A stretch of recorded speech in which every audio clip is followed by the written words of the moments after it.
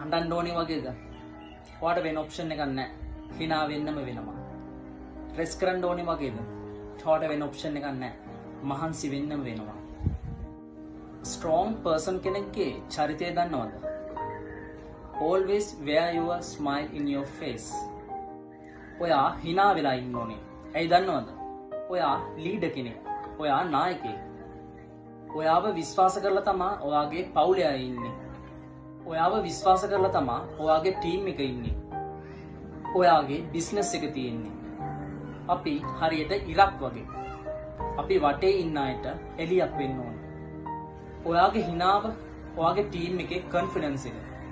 ඔයාගේ හිනාව ඔයාගේ ගර්ල්ෆ්‍රෙන්ඩ්ගේ බොයිෆ්‍රෙන්ඩ්ගේ ස්ට්‍රෙන්ත් එක.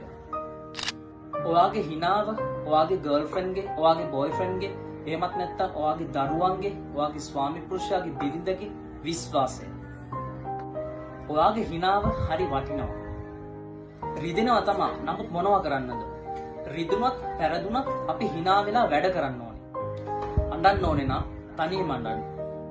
But when you come back, just smile. Come back කියන්නේ අවුරුද්දට එක වතාවක් නෙමෙයි. හැමදාම.